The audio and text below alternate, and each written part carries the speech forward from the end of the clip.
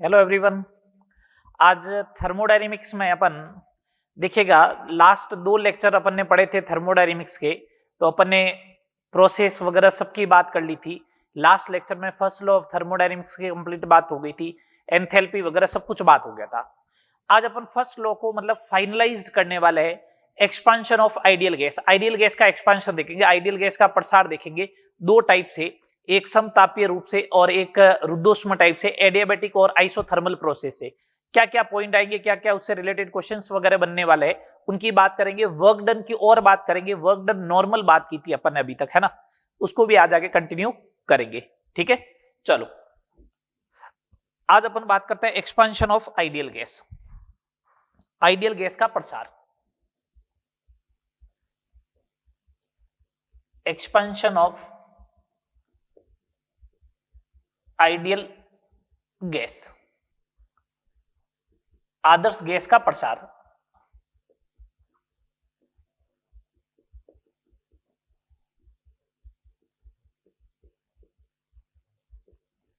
ठीक है, फर्स्ट लेते हैं अपन आइसोथर्मल एक्सपांशन। आइसोथर्मल एक्सपांशन, समतापीय प्रसार।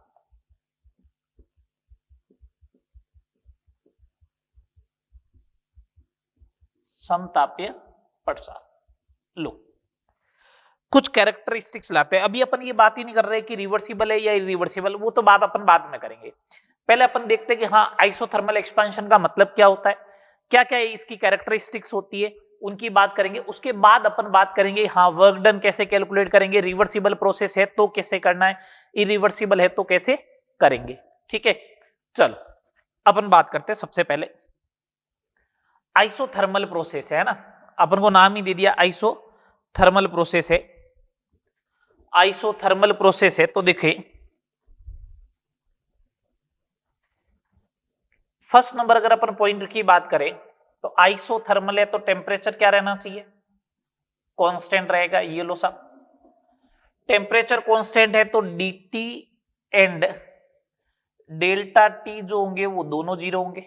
ये लो, तो आइसोथर्मल है तो temperature constant dt and delta T दोनों जीरो। ठीक है बात। Second number, internal energy E जो होती है वो किसके ऊपर डिपेंड करती है, टेम्परेचर पर। अगर टेम्परेचर कांस्टेंट है तो इंटरनल एनर्जी भी क्या रहेगी, आंतरिक ऊर्जा भी क्या रहेगी, कांस्टेंट। तो डेल्टा E क्या हो जाएगा, जीरो। डेल्टा E भी क्या हो जाएगा, जीरो हो जाएगा। चलो थर्ड नंबर बात करते हैं एंथैल्पी। तो डेल्टा H बराबर होता है delta E plus delta of the nRT। ठीक है, डेल्टा E जीरो है। देखो एक्सपांशन है तो ऐसा तो है नहीं कि एक मोल गैस का एक्सपांशन करोगे तो वो 4 मोल में बदल जाएगी, ऐसा तो नहीं होगा ना। तो एक मोल का एक मोल ही रहेगा, तो n तो चेंज नहीं होगा, गैस का मोल तो चेंज नहीं होगा। लो, n r delta T, delta T खुद क्या है, जीरो। तो ये डेल्टा H भी क्या आ गया, जीरो आ गया।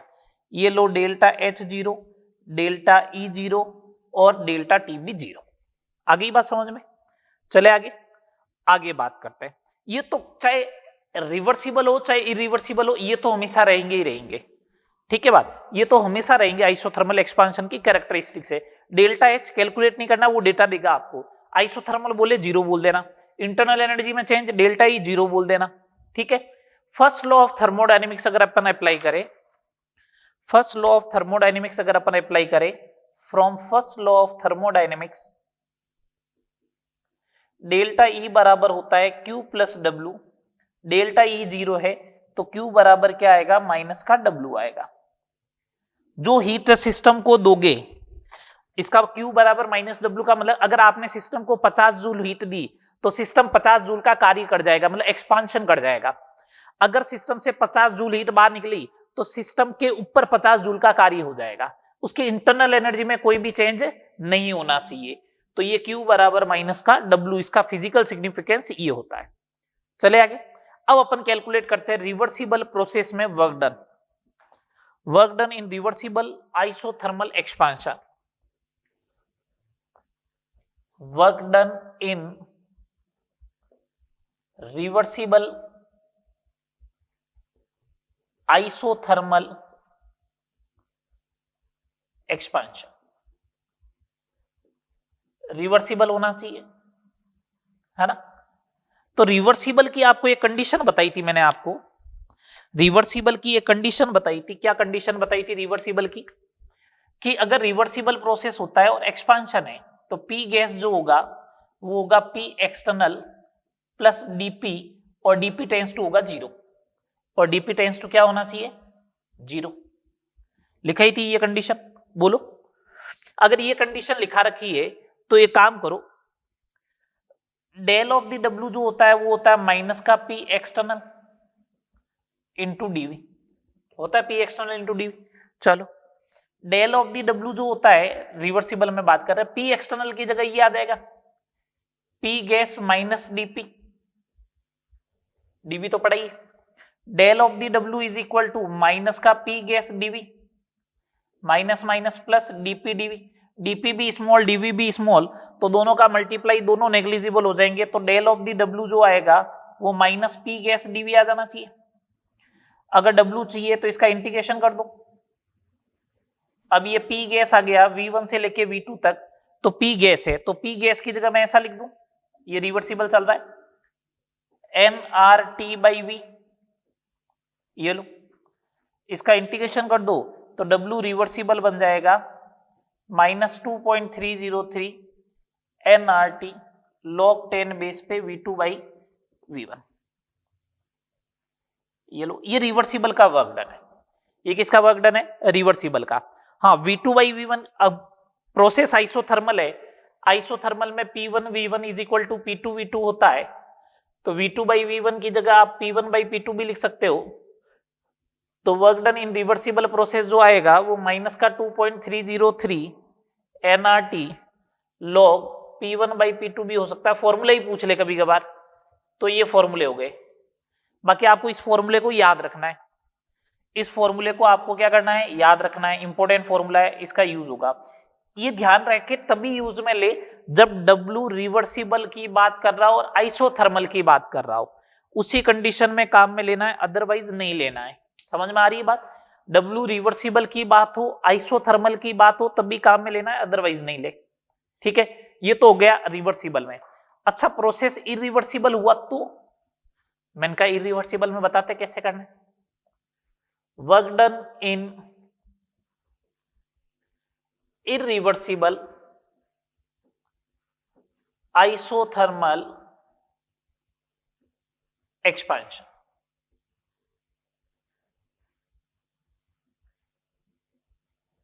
ये लो, इरिवर्सिबल आइसोथर्मल एक्सपेंशन होगा तो देखो कैसे करोगे। इरिवर्सिबल के अंदर जो है ना, वर्क डन जो आएगा W इरिवर्सिबल, वो हमेशा यही होगा minus P external delta V, यही होगा।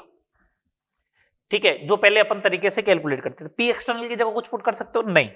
हाँ, इसको और ओपन करके देखो, minus P external V2 minus V1, ये लो, इरिवर्सिबल माइनस पी एक्सटर्नल, इसको ऐसा लिख दूं V2 की जगह nRT2, लेकिन वो nRT होगा, divide by P2 minus nRT upon P1, ये हो जाएगा। दो, गैस कब तक एक्सपांड करेगी? गैस का प्रेशर ज्यादा है P1, तो गैस कब तक एक्सपांड करेगी? जब उसका प्रेशर एटमॉस्फेरिक प्रेशर के या एक्सटर्नल प्रेशर के बराबर नहीं हो जाएगा। तो गैस तब तक एक्सपांड करती है जब तक उसका फाइनल प्रेशर एक्सटर्नल प्रेशर के बराबर नहीं हो जाए। फाइनल प्रेशर ये है, तो माइनस का P एक्सटर्नल इंटू nRT आपने ले लिया कॉमन, ये हो गया 1 upon P external minus 1 upon P1, ये हो जाएगा इरिवर्सिबल में। मैं तो कह रहा हूं डायरेक्टली आप इससे करें, अभी न्यूमेरिकल करवाएंगे तब आपको समझ में आ जाएगा। हाँ, इस फॉर्मेट में चाहिए तो ये फॉर्मेट, फॉर्मूला चाहिए तो इस फॉर्मेट में आ जाएगा। रिवर्सिबल इरिवर्सिबल आइसोथर्मल एक्सपेंशन समझ में आया पूरा? चलो आगे, चलो नेक्स्ट बात करते हैं। अब अपन बात करेंगे एडियाबेटिक प्रोसेस की। ये समझ में आ गया ना बिल्कुल सिंपल तरीके से? ठीक है, ये फॉर्मूला ध्यान रखें, ये फॉर्मूला पहले वाला ही है, minus P external into delta V वाला। चलो आगे बात करते हैं अपन एडियाबेटिक प्रोसेस। दो अगर रट्टा मारोगे तब तो भूल जाओगे, अदरवाइज एक एक चीज समझ के करें आप।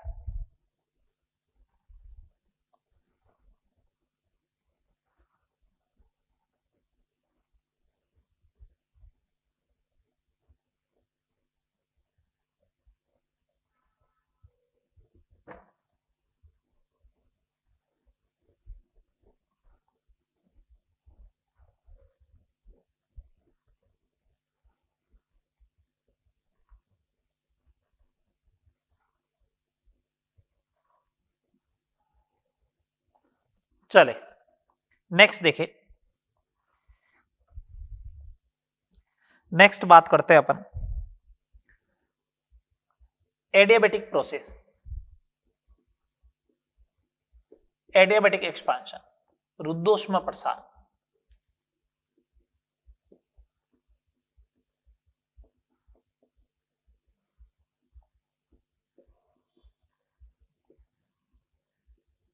रुद्धोष्म प्रसार इसकी बात करते हैं अब अपन,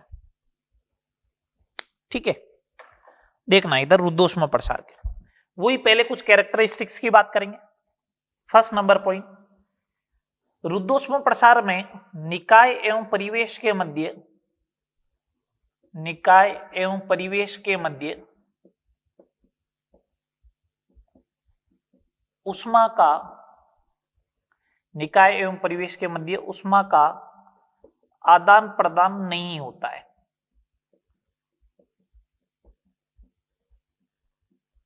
निकाय एवं परिवेश के मध्य ऊष्मा का आदान प्रदान नहीं होता है। इसका मतलब अपन ये बोलते थे कि निकाय को क्यों ऊष्मा दी जाती है, इसका मतलब परिवेश से क्यों ऊष्मा निकाय में जा रही है, तो वो क्यू ही तो एक्सचेंज हो रहा है दोनों के बीच में, तो इसका मतलब क्यू का मान क्या होना चाहिए, 0। तो ये क्यू 0। कुछ लोग कहते हैं कि हीट एक्सचेंज नहीं होनी चाहिए, हीट कांस्टेंट होनी चाहिए, तो क्यू तो कांस्टेंट होना चाहिए ना। क्यू आपने डिफाइन किया क्या, क्यू आपने बोला फर्स्ट लॉ में कि परिवेश से निकाय को क्यू ऊष्मा दी जाती है, तो निकाय एवं परिवेश के मध्य ऊष्मा का आदान प्रदान नहीं होना चाहिए, तो उस क्यू का मान क्या होना चाहिए, 0 ही तो होना चाहिए। तो क्यू बोल दिया मैंने 0, चलो क्यू 0 है पहली बात। अच्छा सेकंड नंबर बात करते हैं अपन, first law of thermodynamics apply करते हैं। फर्स्ट लॉ ऑफ थर्मोडायनेमिक्स में डेल्टा ई बराबर होता है क्यू प्लस डब्ल्यू, तो डेल्टा ई बराबर हो जाएगा डब्ल्यू, हो गया।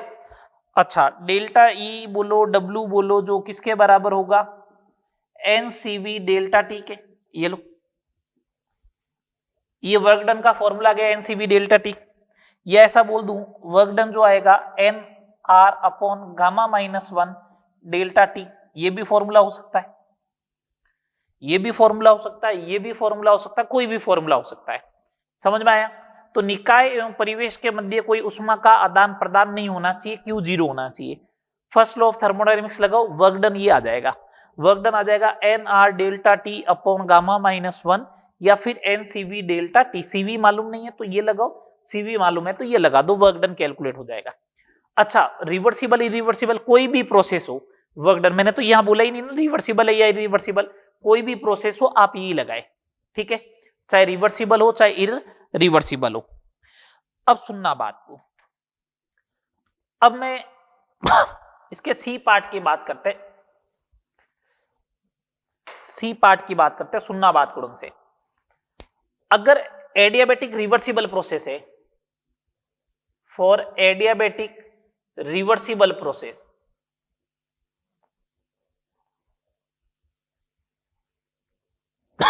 सॉरी, एडियाबेटिक रिवर्सिबल प्रोसेस के लिए PV raise to the power gamma is equal to क्या होता है, कांस्टेंट होता है।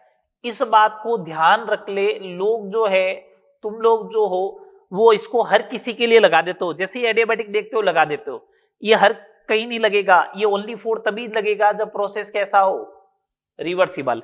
अगर रिवर्सिबल प्रोसेस है, अगर रिवर्सिबल प्रोसेस है तो ही PV raise to the power gamma is equal to constant लगेगा, अदरवाइज तो नहीं लगेगा। इरिवर्सिबल है तो नहीं लगना है ये वाला, ठीक है। अगर बाई चांस ऐसे सपोज करो आपको टी में रिलेशन लेके आना है, किस में रिलेशन लेके आना है, वी और टी में, याद इसको रखे, बस याद इसको रखे, टी में रिलेशन लेके आना तो आ जाएगा अपना। आप देखो कैसे लेके आना टी और वी में, पी की जगह में N R T by V लिख दू, ये V raise to the power gamma is equal to constant हो जाएगा।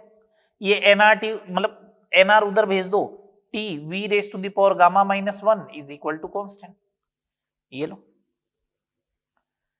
ये आ जाएगा।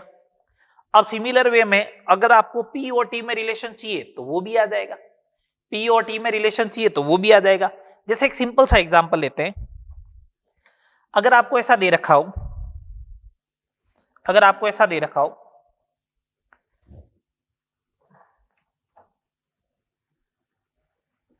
आपको दे रखा हो कि P is directly proportional to T square और बोले गामा की वैल्यू क्या आएगी, ऐसा दे दे, है ना।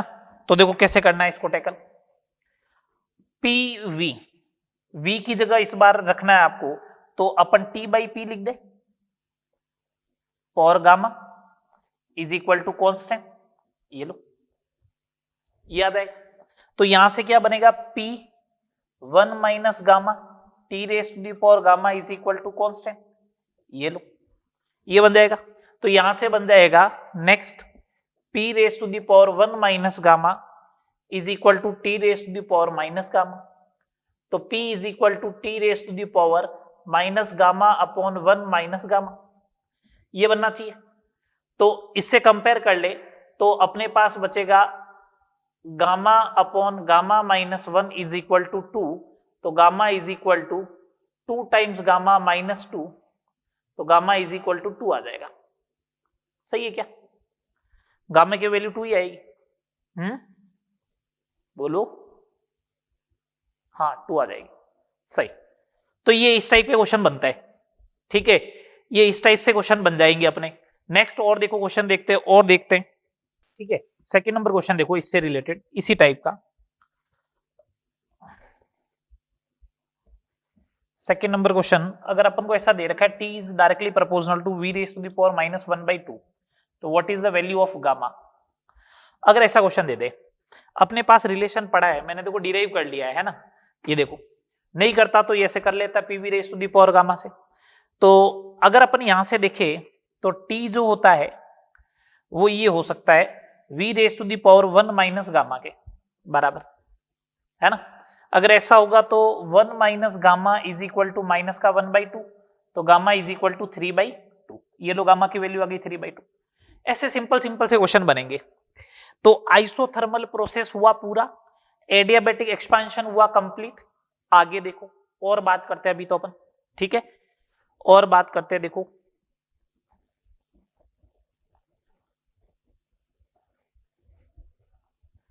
मैं आइडियल गैस की बात कर रहा हूं, इस बात का ध्यान रखें, रियल गैस के लिए फॉर्मूले कुछ चेंज हो जाते हैं, वो अपने सिलेबस में है नहीं।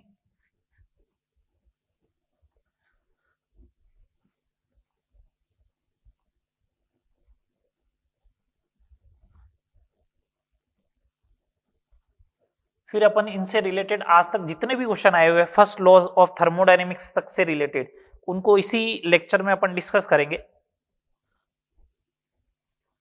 जिससे अपन को ये भी मालूम चल जाए प्रीवियस ईयर में क्वेश्चन आए हुए कैसे हैं, है ना। चलो अब अपन बात करते हैं free expansion of ideal gas. Free expansion of ideal gas, Adarsh gas का मुक्त प्रसार। आदर्श गैस का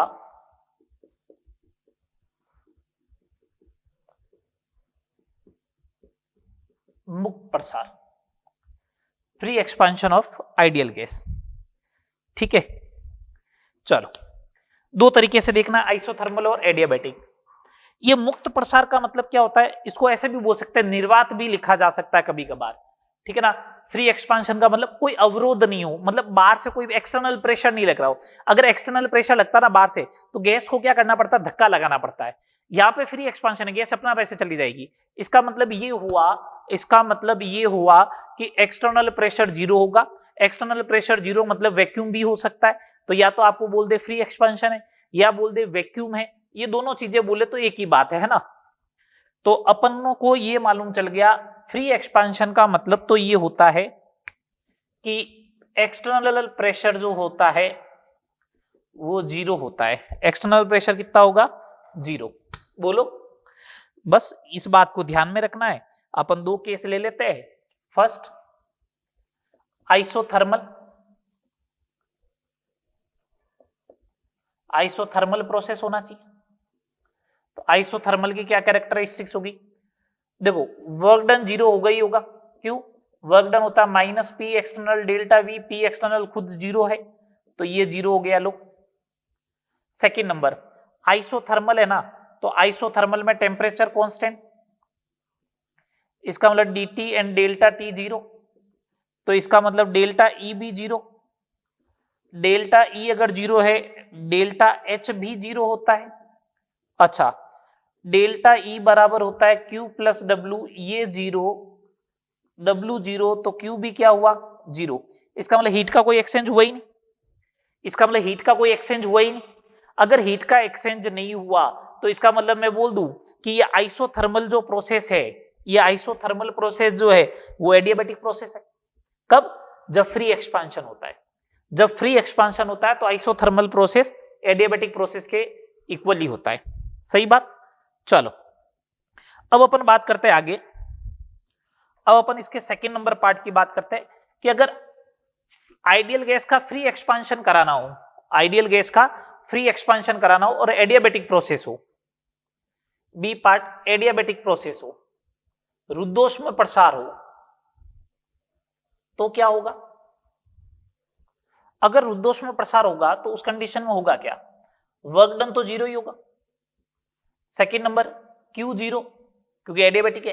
थर्ड नंबर डेल्टा ई बराबर हो गया क्यू प्लस डब्ल्यू, तो डेल्टा ई भी क्या हो गया जीरो।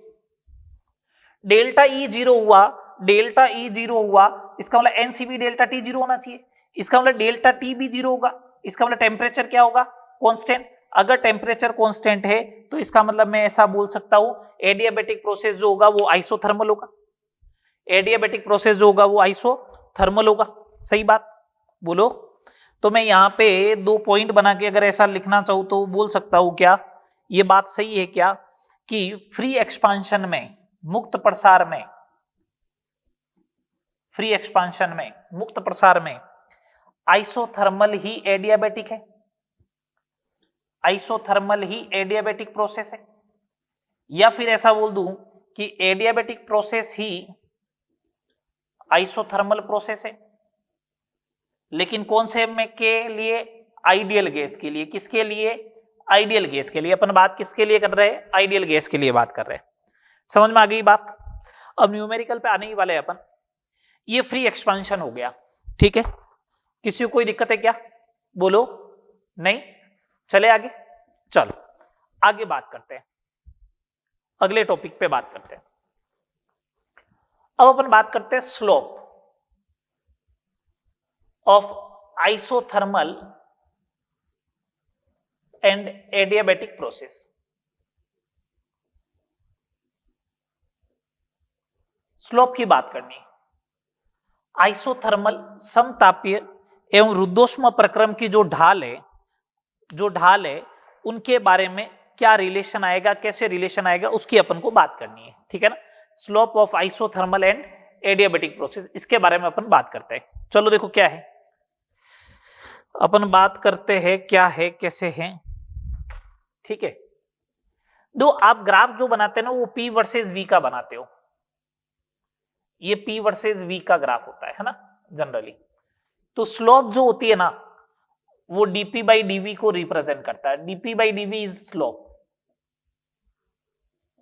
जैसा फिजिक्स में y और x एक्सिस का बनाते हो तो स्लोप किसको बोलते हो? ढाल किसको बोलते हो? dy बाई dx को क्या बोलते हैं? ढाल बोलते हैं ना। तो सिमिलर वे में यहाँ पे dp बाई dv जो होगा वो अपना स्लोप होगा। पहला आइसोथर्मल की कैरेक्टरिस्टिक्स इक्वेशन लिखी, pv इक्वल टू कॉन्स्टेंट, है ना। इसका करो डिफरेंशिएशन करो, p कॉन्स्टेंट v का dv plus v constant p का dp is equal to, constant है तो कॉन्स्टेंट का डिफरेंशिएशन 0 हो जाएगा। ये लो v dp is equal to minus p dv। सही बात। dp by dv is equal to minus p by v। इसका मतलब slope of isothermal is equal to minus p by v। ये लो माइनस का p बाई v आ गया, इसका slope आ गया। सही बात। चले आगे। चलो सेकंड नंबर प्रोसेस की बात करते हैं, एडियाबैटिक की। उधर ही कैलकुलेट कर लेता हूं, लो मैं इधर ही कैलकुलेट कर लेता हूं।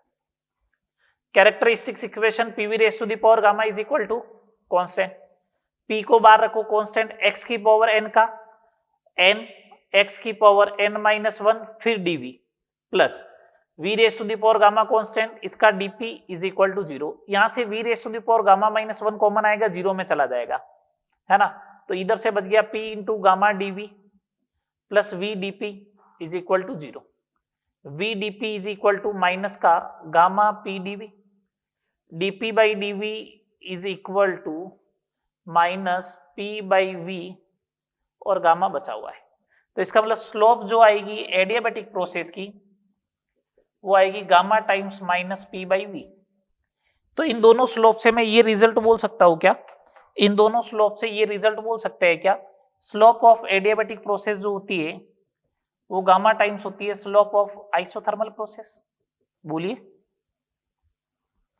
स्लोप ऑफ एडियाबैटिक प्रोसेस जो आएगा वो गामा टाइम्स आएगा, slope of adiabatic process is gamma times slope of isothermal process. बोलो, सही बात है, ये आ जाएगा रिलेशन।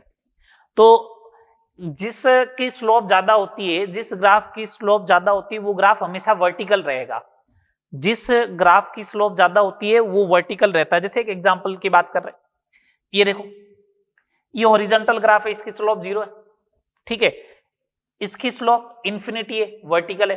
तो ग्राफ जितना ज्यादा वर्टिकल होगा उतनी उसकी स्लोप ज्यादा होगी। समझ में आ रही है बात यहां तक? ये फ्री एक्सपेंशन समझ में आ गया, स्लोप का रिलेशन समझ में आ गया। अब पहले अपन इससे रिलेटेड क्वेश्चन ही देखते हैं, अब अपन क्वेश्चंस पे आ रहे हैं, है ना।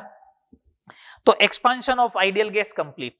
एक्सपेंशन ऑफ आइडियल गैस में अपन ने सबसे पहले पढ़ा एक्सपेंशन ऑफ आइडियल गैस होता क्या है, दो तरीके से करवा सकते हो, आइसोथर्मल और एडियाबैटिक। फिर तीसरा फ्री एक्सपेंशन, फिर आइसोथर्मल एडियाबैटिक प्रोसेस की स्लोप क्या होती है, ग्राफ की स्लोप क्या होगी, इनमें इंटर रिलेशन कैसे आएगा। ठीक है बात, अब अपन इनसे रिलेटेड क्वेश्चंस पे आएंगे। ठीक है, चलो अब अपन बात करते हैं इनसे रिलेटेड क्वेश्चंस कैसे बनेंगे कैसे नहीं बनेंगे। जो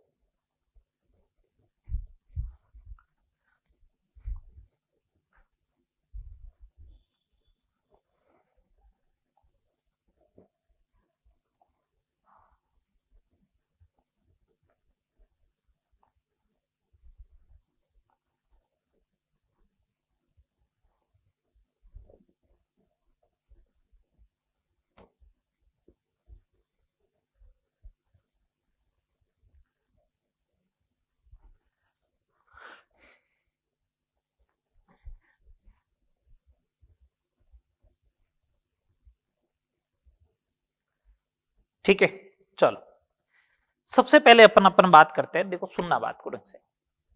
मैंने ये इस टाइप से दो ग्राफ बनाए, कोई पहला क्वेश्चन समझना,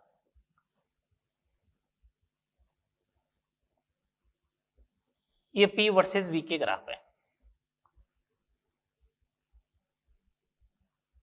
ये इस टाइप के कोई दो ग्राफ है, ये ग्राफ A है, ये ग्राफ B है। इसमें से A जो ग्राफ है ना, एक ग्राफ आइसोथर्मल है, one is isothermal and one is adiabatic. एक आइसोथर्मल है एक एडियाबैटिक है। तो आपसे ये पूछा गया कौन सा आइसोथर्मल है कौन सा एडियाबैटिक है। अपन से ये पूछा जा रहा है कौन सा आइसोथर्मल है कौन सा एडियाबैटिक प्रोसेस है। ठीक है, चलो अपन कहते हैं कि एडियाबैटिक प्रोसेस वो होता है जिसमें ग्राफ वर्टिकल होता है। एक काम करो, इस ग्राफ को पीछे बढ़ाओ, ये ग्राफ ऐसा आएगा, और ये मतलब ये ए वाला ग्राफ है, इस ग्राफ को पीछे बढ़ाओ, और बी वाला ग्राफ जो है ना वो पीछे बढ़ेगा, उस समय ऐसा आएगा। ये पॉइंट ऑफ इंटरसेक्शन देख लो, ये ग्राफ ऐसा आया है और ये ग्राफ ऐसा आया है। पॉइंट ऑफ इंटरसेक्शन पे आप चेक करें, पॉइंट ऑफ इंटरसेक्शन पे चेक करें कौन सा ग्राफ वर्टिकल है। बी वाला ग्राफ वर्टिकल है जो ब्लैक पेन से लिखा हुआ है, बी वाला पेन जो है वो वर्टिकल है, बी वाला पेन वर्टिकल है, बी वाला ब्लैक कलर वाला जो लिखा हुआ वर्टिकल है। इसका मतलब बी जो होना चाहिए वो एडियाबैटिक होना चाहिए, और ए जो होना चाहिए वो आइसोथर्मल होना चाहिए। समझ में आई बात या नहीं आई? ग्राफ को आप पीछे एक्सपांड करें, ग्राफ को आप पीछे एक्सपांड करोगे तो आपको इजीली आइडिया चल जाएगा। ठीक है, सेकंड नंबर क्वेश्चन देखिए,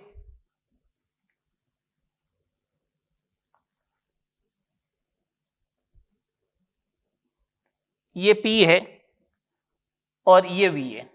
ठीक है, P और V का है ग्राफ, दोनों बोला एडियाबैटिक है, दोनों ही एडियाबैटिक है। Adiabatic graph of two different gas, two different gas, ये दे रखा है आपको। आपसे पूछा A एंड B कौन से होंगी gas, helium H2, helium neon, H2 helium, H2O2, ये इस टाइप से दे रखा अपन को। ठीक है, ठीक है जी, देखते हैं अभी।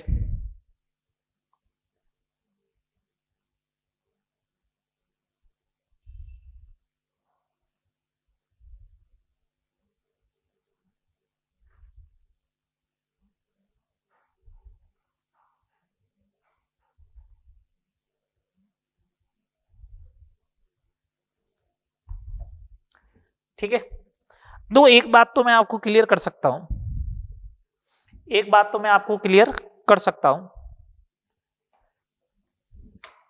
क्या कि ये H2 और O2 नहीं हो सकता, हीलियम नियोन नहीं हो सकता है। उसका रीजन सिंपल सा रीजन मैं बता देता हूं क्यों नहीं है। हीलियम नियोन नहीं है, H2O2 नहीं है, क्यों नहीं है उसका बात सुन लेना ढंग से। क्योंकि इनके गामा बराबर होते हैं, ये मोनो एटॉमिक है तो गामा बराबर होगा, ये डाई एटॉमिक है तो गामा बराबर होगा। कल मैंने बताया था मोनो एटॉमिक का गामा सबसे ज्यादा होता है, और जिसका गामा ज्यादा होगा उसकी स्लोप ज्यादा होगी। क्यों? एडियाबेटिक प्रोसेस की स्लोप क्या होती है? Gamma times minus P by V. तो इसका मतलब जिसकी स्लोप ज्यादा होगा उसका गामा ज्यादा होगा, है ना। तो इसका मतलब स्लोप ज्यादा किसका है? इसका स्लोप ज्यादा है, स्लोप ऑफ बी ज्यादा है, स्लोप बी का ज्यादा है एज कंपेयर टू ए के। बी का ज्यादा है, इसका मतलब गामा बी का ज्यादा होगा as compare to gamma A के। इसका मतलब बी वाली मोनो एटॉमिक होनी चाहिए, ए वाली डाई एटॉमिक होनी चाहिए। सही बात। बी जो होनी चाहिए वो मोनो एटॉमिक होनी चाहिए, ए जो होनी चाहिए वो डाई एटॉमिक होनी चाहिए। बी मोनो एटॉमिक है ना। ये लो, थर्ड आंसर हो गया अपना। कौन सा आंसर हो गया? थर्ड आंसर हो गया। समझ में आ रही है बात? बोलो, चले आगे, चले थर्ड नंबर क्वेश्चन।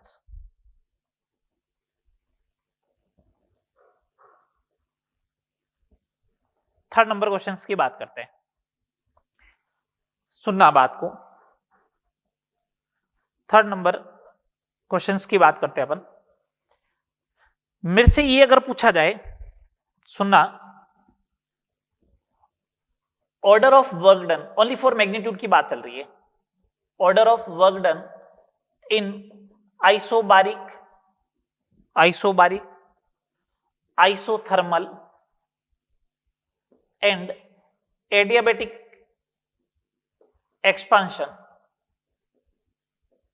ठीक है, V1 and V2 same for all process. सुन लो बात को ढंग से।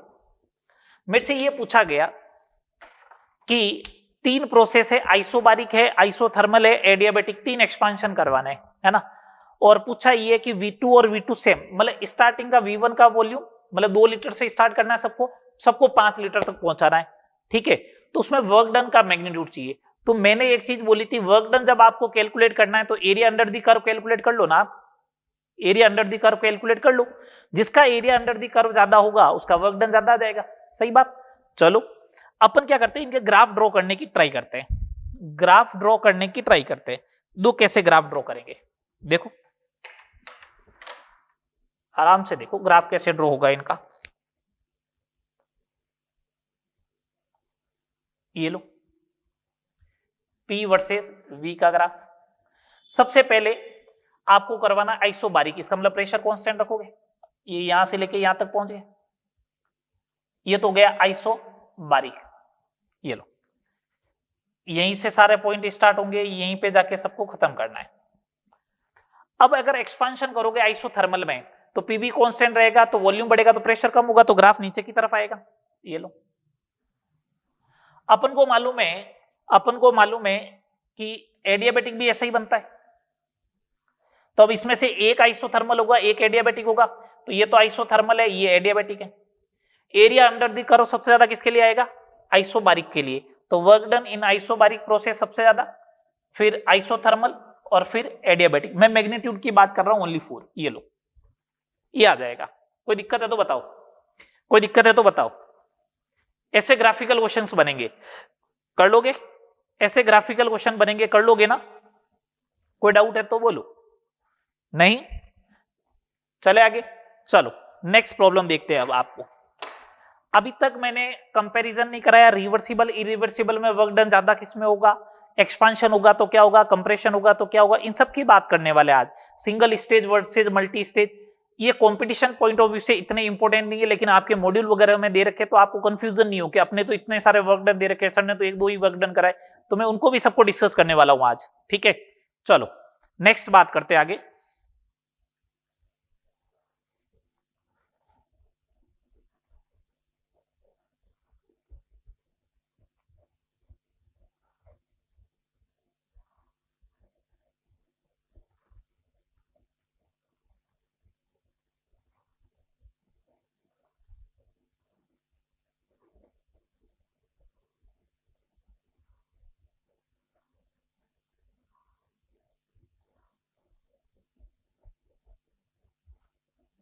चलिए नेक्स्ट बात करते हैं अब अपन, नेक्स्ट बात करते हैं, नेक्स्ट प्रॉब्लम देखिए, क्वेश्चन नंबर 4। 27 डिग्री सेल्सियस पर टेम्परेचर आपको दे दिया 27 डिग्री सेल्सियस पर, 2 मोल आइडियल गैस को, आदर्श गैस को समतापीय रुद्धोष्म रूप से, समतापीय उत्क्रमणीय रूप से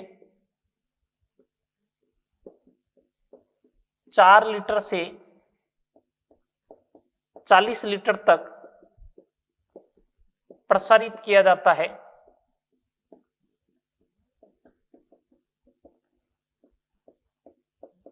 तो W का मान ज्ञात करो। तो W का मान ज्ञात करो, अपन से ये पूछा गया है ना, सुनना बात को ढंग से है ना। अपन को लिख दिया समतापीय है, उत्क्रमणीय है, इसका मतलब W रिवर्सिबल आपको मालूम चल गया आइसोथर्मल प्रोसेस की। क्या लगाएंगे अपन, W reversible in isothermal process -2.303 nRT log V2 by V1 लगा दो, -2.303 N2 मोल, R पड़ा रहने दो, टेम्परेचर 300 है, log 10 बेस पे 40 डिवाइड बाई 4 10 हो जाएगा, log 1 हो गया है ना। R की वैल्यू 8.314, 20 मान लो अप्रोक्सीमेट 600, माइनस का 12 किलो जूल आएगा, माइनस का 12 किलो जूल से थोड़ा कम होना चाहिए, बस इस बात का ध्यान रहे आपको है ना। ठीक है, तो ये इस टाइप से अगर दे रखा हो तो क्वेश्चन कर लोगे टैकल। चले आगे, ये अगर आपसे इसमें इसी वाले क्वेश्चन में अगर आपसे हीट पूछ ले तो Q क्या होगा, Q हो जाएगा माइनस का W, इसका मतलब प्लस का 12 किलो जूल, बोलिए। ठीक है, चलो आगे और देखो, और देखो अभी तो क्वेश्चन, मैं एक सिंपल सा क्वेश्चन और ले रहा हूं, देखो 0.1 मोल एक परमाणुवीय आदर्श गैस है, दो आदर्श गैस लिखना जरूरी है, एक परमाणुवीय आदर्श गैस है, 0.1 मोल एक परमाणुवीय आदर्श गैस को रुद्धोष्म रूप से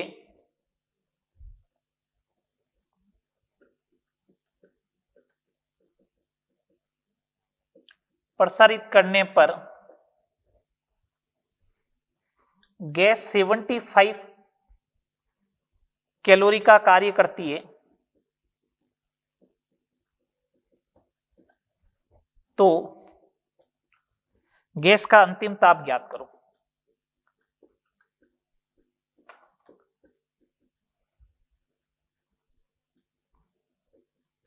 प्रारंभिक ताप 227 है, प्रारंभिक ताप ये लो 227 डिग्री सेल्सियस है। एक बात बताओ, कहीं पे भी ऐसा लिखा है क्या कि रुद्धोष्म उत्क्रमणीय प्रक्रम है, कहीं पे भी लिखा हुआ है क्या? नहीं। तो PV raise to the power gamma तो नहीं लगाऊंगा, है ना, PV raise to the power gamma is equal to constant तो नहीं लगाना। मेरे को एक चीज बात है, कार्य का मान दे रखा है, तो अपन को मालूम है कि W जो होता है वो होता है NCV डेल्टा T, सही बात, NCV डेल्टा T। चलो कितना दे रखा है 75, ये लो 75, N 0.1 मोल कैलोरी में है, ध्यान रखना। CV मोनो एटॉमिक गैस है 3/2 R की वैल्यू 2 कैलोरी, ये लो डेल्टा T, 2 से 2 कैंसिल, 750 हो जाएगा, 750 डिवाइड बाई 3 250, ये डेल्टा टी आ गया। डेल्टा टी होगा T final minus T initial is equal to 250। T final calculate करना है। टी इनिशियल बोलो भैया, 227 डिग्री में 273 जोड़ो, कितना आ जाएगा 500, बोलो 500 केल्विन ही तो होगा, और ये हो गया 250, तो T final is equal to 750 kelvin. कोई डाउट, बोलो कोई डाउट नहीं, ये 750 केल्विन आ जाएगा, ये आ जाएगा 750 केल्विन। ठीक है, चले आगे, चलो नेक्स्ट प्रॉब्लम देखिए। नेक्स्ट प्रॉब्लम देखिए, 5 मोल आइडियल गैस है को 293 केल्विन पर 0.4 एटीएम से 0.1 एटीएम 0.4 किलो पास्कल लिख दो, 0.1 किलो पास्कल तक नियत बाह्य दाब 0.1 किलो पास्कल के विरुद्ध प्रसारित किया जाता है।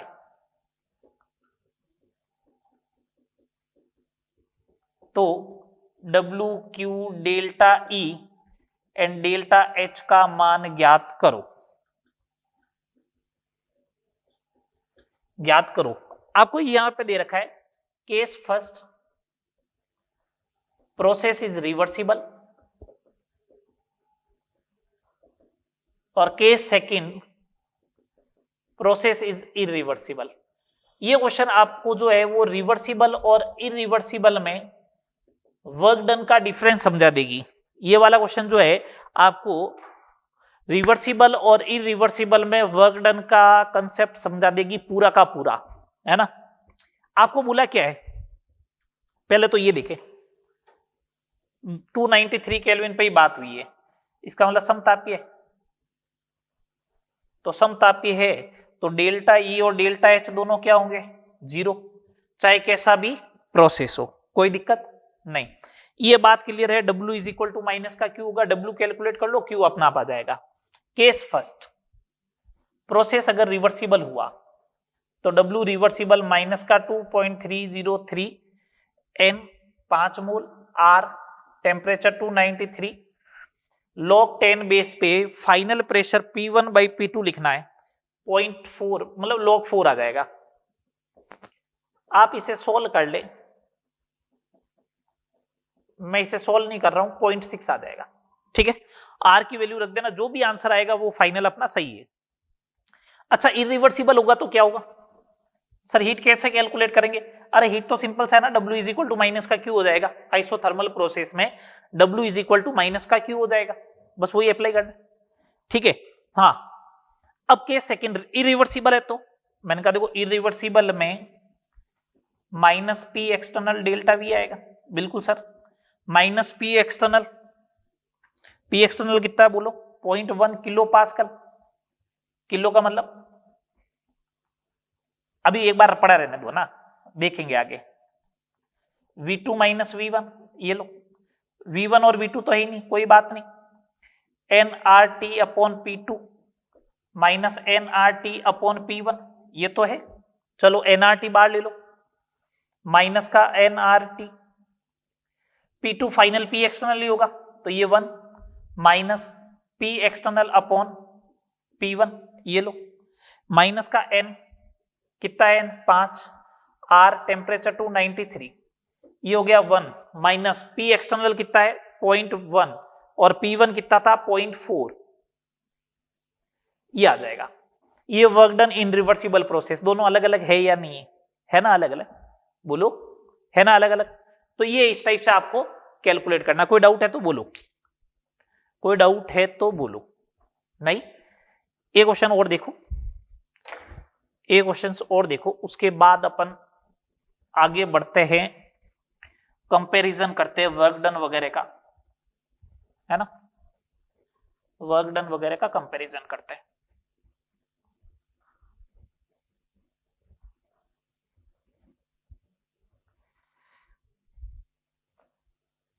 क्वेश्चन देखिए नेक्स्ट, क्वेश्चन नंबर 7।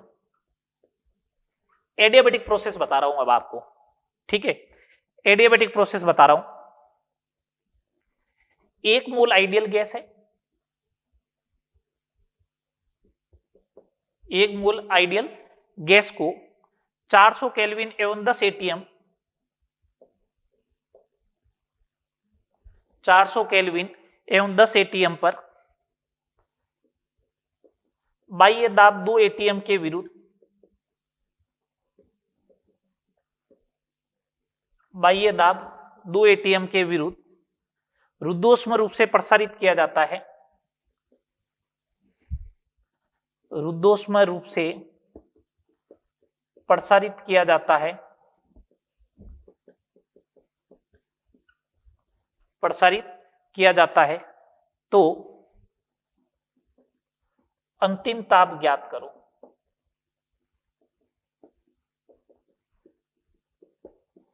यदि गैस का CV 5/2 आ रहा है, क्या आपको कहीं पे ये लिखा हुआ है क्या? पहले ये चेक कर ले, कहीं पे ये लिखा हुआ है क्या कि उत्क्रमणीय रूप से? नहीं लिखा है ना, तब तक आपको नहीं सोचना है। उत्क्रमणीय नहीं लिखा हुआ तब तक आप नहीं सोचे, ठीक है। चलो अब मेरे पास तरीका क्या है, देखना तरीका क्या है। 1 मोल आइडियल गैस है रुद्धोष्म रूप से, तो रुद्धोष्म रूप से तो मैं ये तो बोल ही सकता हूं क्या W = NCV डेल्टा T होगा, ठीक है। W जो होगा वो -P एक्सटर्नल डेल्टा V के बराबर भी होगा, बिल्कुल सही बात, ये लो आएगा। चलो P एक्सटर्नल कितना है? अच्छा ये एक्सपांशन का है क्या? एक्सपांशन का है, हाँ ठीक है। -P एक्सटर्नल डेल्टा V उधर NCV डेल्टा T के बराबर हो जाएगा। माइनस का P एक्सटर्नल कितना रखूं बताओ? 2 एटीएम, 2 एटीएम। अच्छा delta V V2 - V1, V2 भी नहीं है V1 भी नहीं है, तो ये किसके बराबर आएगा? nRT2 upon P2, final pressure P2। P2 कितना होगा? P एक्सटर्नल के बराबर -nRT1 upon initial pressure P1 is equal to NCV delta T। CV है 5/2R, delta T means T2 - T1। यहां से देखिए NR कॉमन आ रहा है, तो NR से तो NR कैंसिल कर दो। P एक्सटर्नल कितना रखना है, मतलब बाह्य दाब, अंतिम दाब तो वही होगा ना गैस का, ठीक है। P external T2 upon 2 minus T1 कितना है? 400 केल्विन अपॉन P1 10 एटीएम। ये लो का क्या कैंसिल हुआ था? NR कैंसिल हो गया था, NR कैंसिल हो गया तो पीछे बच गया 5/2। ये लो 5/2। Final temperature T2 minus initial temperature कितना? 400। ये 2 का मल्टीप्लाई उधर भेजो, -4, -4 क्यों रख रहे हो आप? चलो 40 हो गया, माइनस अंदर ही भेज दो ना, माइनस अंदर भेजते ही हो जाएगा 40 माइनस T2/2। उधर करो 5T2 माइनस 2000, ये बन गया। अंदर भेजो 160 minus 2 times T2 is equal to 5 times T2 minus 2000। 2160 बराबर 7T2, तो T2 बराबर 308 केल्विन अप्रोक्सीमेट। ये देख लो, आपको कहीं पे ऐसा चीज नहीं लिखी हुई थी कि ये रिवर्सिबल है, तो रिवर्सिबल नहीं है तो मैंने तो सिंपल सा W ये लगाया। W का एक फॉर्मूला ये होता, ओपन करके लिखा, देखो आ गया। कोई डाउट है क्या? बोलो। ये अपना रिवर्सिबल इरिवर्सिबल प्रोसेस में डिफरेंस समझ में आया। यहाँ पे बेसिकली न्यूमेरिकल का आए तो कैसे करना है। अब अपन बात करते हैं थोड़ी सी क्वालिटेटिव की, कि रिवर्सिबल इरिवर्सिबल वर्क डन ज्यादा कौन होता है, कब रिवर्सिबल इरिवर्सिबल के बराबर बन जाएगा, ठीक है। Single stage versus multi stage का मतलब क्या होता है? एक स्टेज में कार्य हो और एक से ज्यादा स्टेज में कार्य हो तो क्या फर्क आ जाता है, ऐसा क्या होता है, उन सब की बात अपन करते हैं, ठीक है।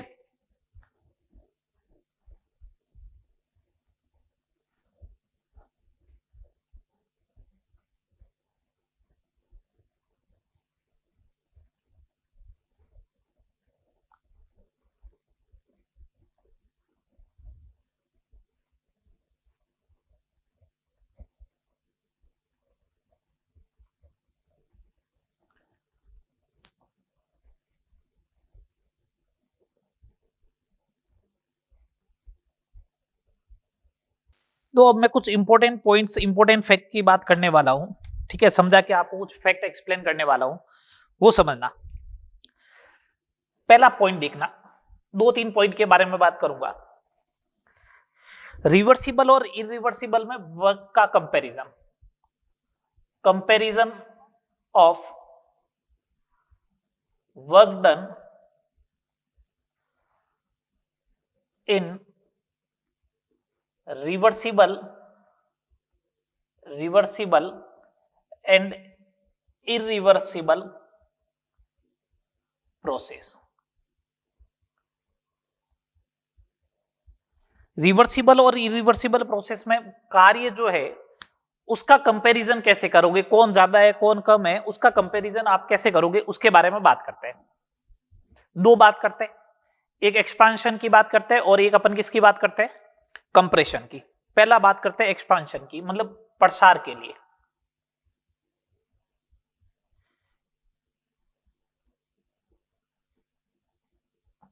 चलो,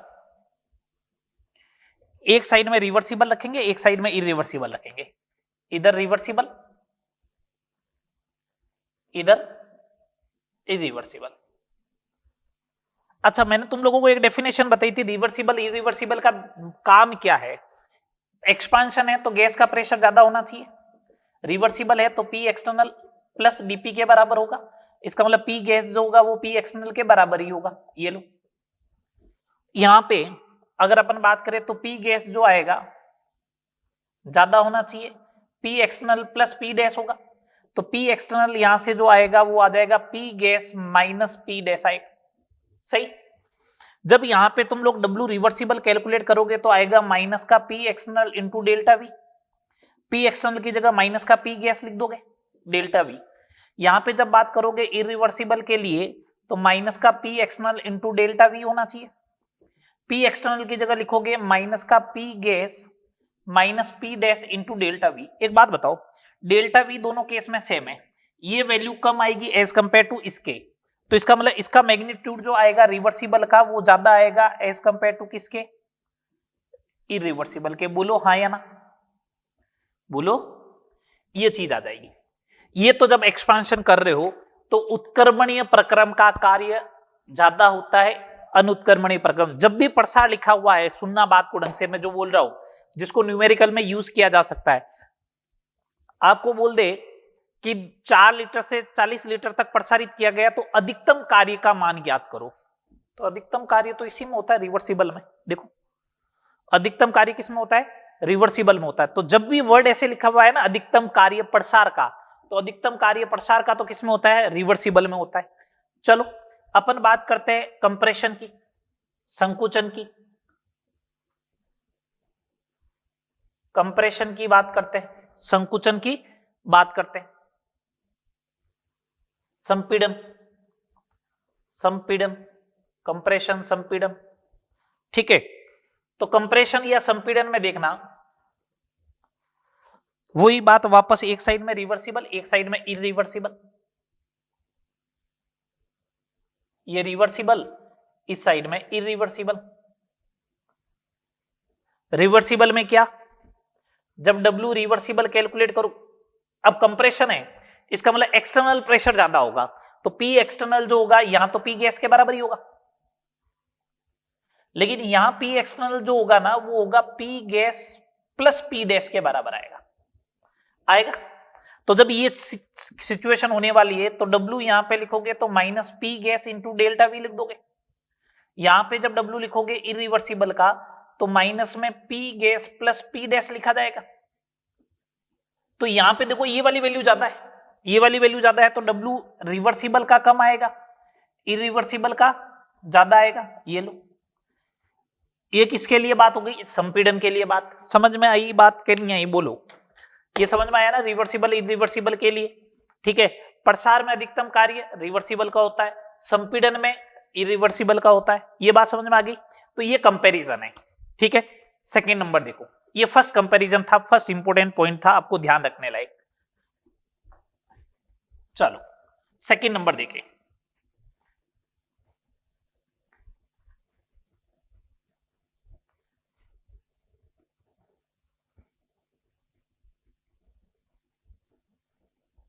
मैं कुछ प्रसार के एग्जाम्पल बता रहा हूं, है ना। पहले प्रसार के एग्जाम्पल की बात करेंगे।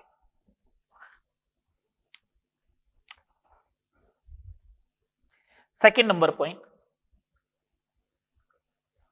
Single stage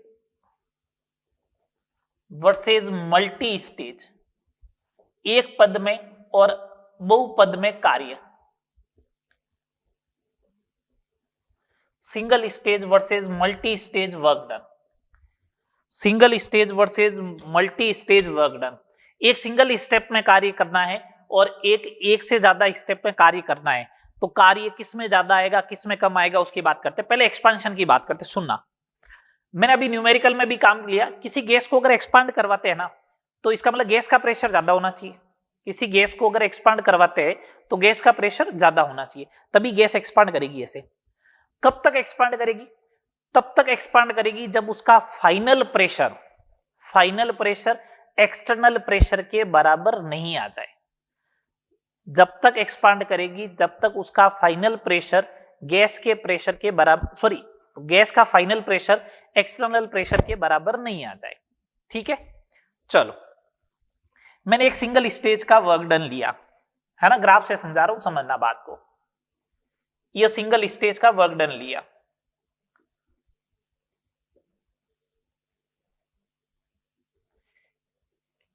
initial pressure gas का P1 है।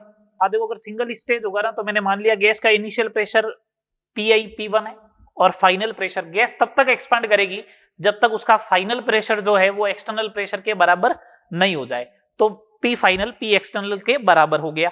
ठीक है बात। अब सुनना बात को आगे, अब बात को सुनो आगे। देखो इसका अगर मैं ग्राफ बनाऊं तो ग्राफ ऐसा बना, देखो ये लो P वर्सेस V का, यहां पे P1 है, यहां पे P एक्सटर्नल के बराबर है, ये लो P एक्सटर्नल, और यहां से लेके यहां तक गैस ने एक्सपांड किया, यहां से लेके यहां तक गैस ने एक्सपांड किया, तो एरिया अंडर द कर्व इतना आ गया। ये लो एरिया अंडर द कर्व इतना आ गया, ये लो भैया, ये लो, ये वर्क डन आ गया। ये सिंगल स्टेज का वर्क डन है। एक्सपांशन की बात चल रही है, इस बात का ध्यान रखें थोड़ा, है ना, एक्सपांशन की बात चल रही है। अब मैं बात करता हूं डबल स्टेज, 2 स्टेज हो, मतलब स्टेज बढ़ा रहा हूं। अब ये स्टेज बढ़ती कैसे है भाई? गैस तो जब एक्सपांड होने लगती है तो अपना आप तो जाके तभी रुकेगी जब उसका प्रेशर एक्सटर्नल प्रेशर के बराबर आ जाए। मैं क्या करता हूं, बीच में एक कील लगा देता हूं, जैसे ही पिस्टन ऊपर मूवमेंट करने लगता है यहां आते ही रुक जाता है, फिर वापस जैसे ये कील हटाऊंगा ये ऊपर चला जाएगा। इसका मतलब 2 स्टेप में हुआ ना, एक यहां पे हुआ फिर वापस ऊपर गया। तो सुने, एक इंटरमीडिएट प्रेशर आएगा, इंटरमीडिएट प्रेशर आया तो गैस ऐसे जाएगी, गैस ऐसे जानी चाहिए। फिर तो ये P वर्सेस V है, तो पहले तो क्या होगा, गैस जो है वो यहां से लेके यहां तक मूवमेंट करेगी। ये एक इंटरमीडिएट प्रेशर ले लिया मैंने P डैश, फिर वापस गैस यहां से लेके ये यहां तक जाएगी, ये था P एक्सटर्नल। ठीक है, अब सुनना बात को। अब गैस का जो प्रेशर आएगा वो एरिया अंडर द कर्व ये वाला बनेगा, ये वाला। ये तो पहले ही बन रहा था, P एक्सटर्नल के करस्पॉन्डिंग तो पहले ही बन रहा था। ये देखो ये एक्स्ट्रा आ गया, ये देखो ये एक्स्ट्रा आ गया, बोलो ये आया एक्स्ट्रा, ये एक्स्ट्रा आया। इसका मतलब वर्क डन इन 2 स्टेज जो आएगा वो ग्रेटर देन आएगा वर्क डन इन 1 स्टेज। तो नंबर ऑफ स्टेज बढ़ाऊंगा तो वर्क डन बढ़ेगा। अब जैसे तीसरा स्टेज करूंगा तो उस कंडीशन में क्या होगा, पहले यहां तक आएगा, फिर यहां से लेके यहां तक आएगा, फिर यहां से लेके यहां तक, तो फिर ये एक्स्ट्रा और ऐड होता जाएगा। तो इसका मतलब मैं यहां पे बात कर रहा हूं एक्सपांशन की, तो एक्सपांशन में नंबर ऑफ स्टेज अगर बढ़ेंगे तो वर्क डन की वैल्यू भी बढ़ेगी, ये देख लो। और जब number of stage tends to infinity हो जाएगा, एक बात बताओ, एक्सपांशन में मैक्सिमम वर्क डन किसके बराबर होता है, रिवर्सिबल के बराबर। तो अगर नंबर ऑफ स्टेज बढ़ेगी और बढ़ती बढ़ती इंफिनिटी हो जाए तो W इरिवर्सिबल जो होगा वो किसके बराबर हो जाएगा, रिवर्सिबल के बराबर हो जाएगा। W इरिवर्सिबल किसके बराबर हो जाएगा, रिवर्सिबल के बराबर हो जाएगा। बोलो समझ में आया या नहीं आया? आया। इसका उल्टा क्या है, इसका उल्टा कंप्रेशन है। कंप्रेशन में नंबर ऑफ स्टेज बढ़ेंगे ना तो वर्क डन कम होता जाएगा, कम होता जाएगा, कम होता जाएगा। क्यों? क्योंकि उसमें इरिवर्सिबल प्रोसेस का वर्क डन ज्यादा होता है। तो मैं सीधा रिजल्ट लिख रहा हूं, ये समझ में आ गया हो तो कंप्रेशन में नंबर ऑफ स्टेज अगर इंक्रीज होता है तो वर्क डन कम होता जाएगा, और नंबर ऑफ स्टेज अगर इंफिनिटी होंगे तो W रिवर्सिबल इरिवर्सिबल जो होगा वो किसके बराबर बन जाएगा? W रिवर्सिबल के। कम होता कम होता कम होता, एक कंडीशन ऐसी आएगी जब वो रिवर्सिबल के वर्क डन के बराबर हो जाएगा। बोलो ठीक है, चले आगे। ये 2 पॉइंट मेरे को बात करनी थी। थर्ड नंबर पॉइंट की बात कर लेता हूं। और एक एडियाबेटिक एक्सपांशन पढ़ा था अपन ने, एडियाबेटिक प्रोसेस पढ़ा था। एडियाबेटिक प्रोसेस में 2 तरीके हो सकते हैं। एडियाबेटिक प्रोसेस में 2 तरीके हो सकते हैं। क्या 2 तरीके हो सकते हैं? या तो एक्सपांशन होगा, मैंने कहा ठीक है, या फिर एक्सपांशन होगा, या फिर कंप्रेशन होगा, संपीड़न होगा। सही बात। अगर एक्सपांशन होता है तो वर्क डन नेगेटिव आएगा, लो साहब नेगेटिव। और वर्क डन किसके बराबर होता है? एनसीवी डेल्टा टी के। तो इसका मतलब डेल्टा टी जो आएगा वो नेगेटिव आएगा। इसका मतलब टी फाइनल जो होगा वो कम होगा, टी इनिशियल ज्यादा होगा। टी फाइनल अगर कम है, इसका मतलब कौन सा इफेक्ट हो गया? कूलिंग इफेक्ट, शीतलन प्रभाव हो जाएगा, शीतलन प्रभाव हो जाएगा। ट्यूब से हवा निकलती है तो उसे एडियाबेटिक एक्सपांशन बोलते हैं। ट्यूब जहां से पंचर हो रखा है वहां पे हाथ रखो, ठंडा ठंडा फील होगा। कंप्रेशन में वर्क डन पॉजिटिव होता है, तो इसका मतलब डेल्टा टी पॉजिटिव होगा। डेल्टा टी पॉजिटिव होगा, इसका मतलब टी फाइनल ग्रेटर देन है टी इनिशियल से। इसका मतलब कौन सा इफेक्ट होगा? हीटिंग इफेक्ट होगा। बोलो, ये जनरल बात हो गई सारी, ये सारी जनरल बात हो गई अपनी। बोलो, हो गई सारी जनरल बात। चलो आगे, चलो अब इनसे रिलेटेड जो क्वेश्चंस आए हुए हैं फाइनल स्टेज में उनको डिस्कस कर लेता हूं। फर्स्ट लॉ ऑफ थर्मोडायनेमिक्स की बात कंप्लीट, ठीक है। नेक्स्ट लेक्चर में अपन second law of thermodynamics means entropy की बात करेंगे। Entropy then gives free energy. Next lecture में अपन थर्मोडायनेमिक्स कंप्लीट करेंगे, फिर थर्मोकेमिस्ट्री की बात करने वाले, ठीक है भैया। चलो, मैं वही क्वेश्चन करवाने वाला हूं जो प्रीवियस ईयर में आए हुए हैं, ठीक है। लो, stage 4 part A, stage 4 part A बात करें। स्टेज 4 पार्ट ए की क्वेश्चन नंबर अपन ने लिए जो पहला बन रहा है वो बन रहा है क्वेश्चन नंबर 4। क्या बोला है? ये मानकर चलिए कि प्रत्येक अभिक्रिया खुले पात्र में हो रही है। किस अभिक्रिया के लिए डेल्टा एच बराबर डेल्टा ई है? डेल्टा एच बराबर डेल्टा ई उसी के लिए होगा जिसके लिए डेल्टा एन जी क्या होगा? 0, ठीक है।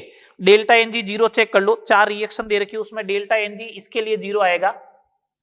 H2 gas plus Br2 gas convert to HBr gas, इसके लिए डेल्टा एन जी 0 है। तो अपना आंसर ये हो जाएगा, फोर्थ ऑप्शन है ये। समझ में आ रही है बात? ठीक है, चलिए चलो चलो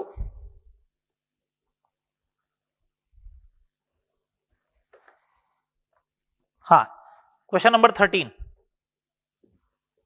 क्वेश्चन नंबर 13 क्या कह रहे हैं? एक आदर्श गैस का 3 मोल निर्वात में प्रसारित हुआ। ये लो, निर्वात में। जैसे ही निर्वात लिखा हुआ है फ्री एक्सपांशन तो वर्क डन 0, और इसने पूछा कार्य कितना होगा, तो सीधा आंसर हो गया 0। सिंपल से क्वेश्चन है, देखो, ठीक है। आगे बात करते हैं क्वेश्चन नंबर 17। रुद्धोष्म स्थिति मतलब एडियाबेटिक प्रोसेस है। तो एक एक वर्ड पकड़ते जाओ आप। तो एडियाबेटिक प्रोसेस है तो Q0 होगा, ये लो। फिर अपन को बोला मुक्त प्रसार है, फ्री एक्सपांशन है, तो फ्री एक्सपांशन का मतलब ये हो गया कि वर्क डन भी 0 आएगा, ये लो।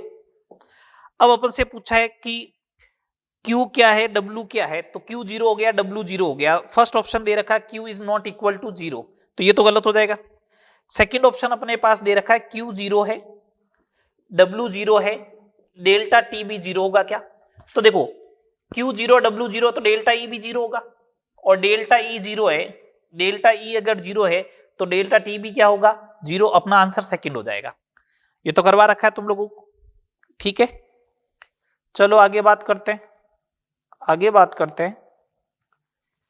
क्वेश्चन नंबर 21, क्वेश्चन नंबर 21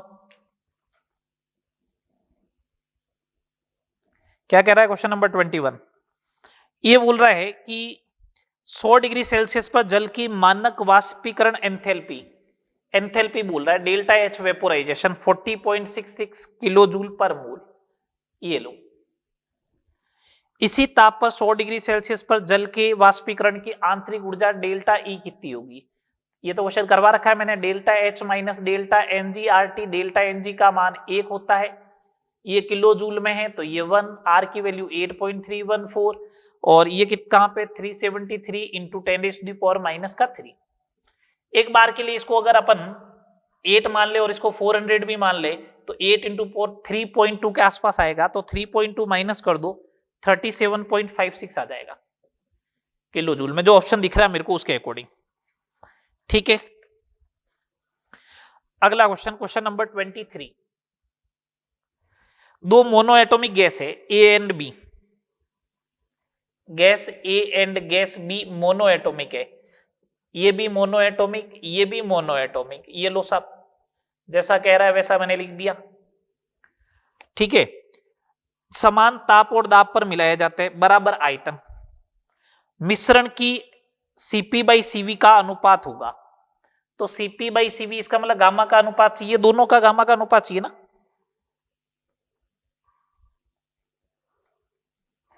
हाँ तो ठीक है ना, Cp जो आएगी मिश्रण की, तो गामा मोनो एटॉमिक है तो हमेशा 5/3 होगा, 1.67 ही होगा, कोई दिक्कत ही नहीं। क्यों? इसके मिक्सचर की समान सेम वॉल्यूम है, सेम वॉल्यूम है, इसका मतलब नंबर ऑफ मोल सेम रहेगा, नंबर ऑफ मोल सेम रहेगा तो इसका Cv 3/2 आ जाएगा, इसका भी Cv 3/2 आ रहेगा, तो मिक्सचर का भी Cv 3/2 आ रहेगा, मिक्सचर का Cp 5/2 आ रहेगा, तो गामा मिक्सचर का 5/3 होगा, ठीक है।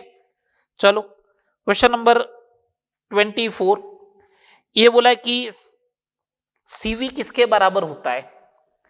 तो Cv अपन को मालूम है ना, R/γ-1 के बराबर होता है, ठीक है।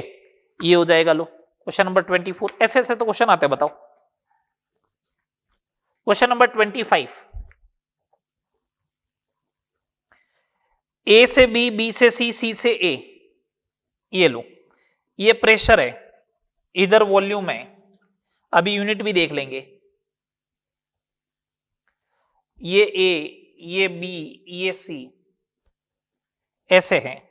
चलो ऐसे है तो ठीक है, क्या रहा है वो देखते हैं। क्या अपन को ये रहा है कि नेट वर्क डन कितना है, इधर है 6 वाला पॉइंट है, ये इधर ये 2 वाला पॉइंट है, इधर 2 है और इधर 7 है। एरिया अंडर द कर्व जो होगा प्लस माइनस, एंटी क्लॉकवाइज है तो माइनस, अच्छा हाफ, ये कितना हो गया 4, ये कितना हो गया 5, माइनस का 10। अच्छा, प्रेशर की यूनिट की साइड में लिखा हुआ है 10⁻⁵ और वॉल्यूम की यूनिट की साइड में लिखा हुआ 10⁻⁻3। 100 बच गया, माइनस का 1000 जूल आ गया, ये लो माइनस का 1000 जूल, एक ही ऑप्शन में, ठीक है। क्वेश्चन नंबर 26, देखो अपने पास 38 क्वेश्चन दे रखे अभी तक, 38 में से देख लेते हैं अभी तक अपन ने जो पढ़ा है वो कितने क्वेश्चन हो गए 3 लेक्चर में।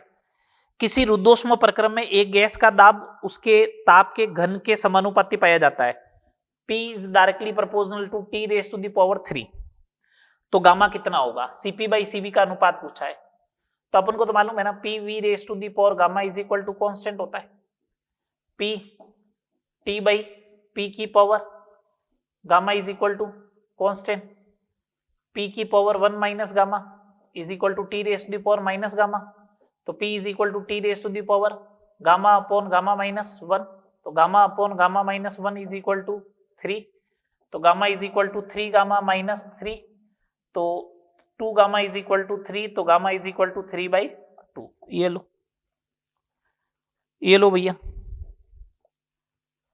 ठीक है, ओके। चलो आगे देखो, क्वेश्चन नंबर 33, 35 मैंने करवा दिया है ना, 33 के बारे में बात करते हैं। 33 बोल रहा है कि एक उष्मारोधी पात्र है, जैसे ही उष्मारोधी बोला इसका मतलब Q हो गया 0,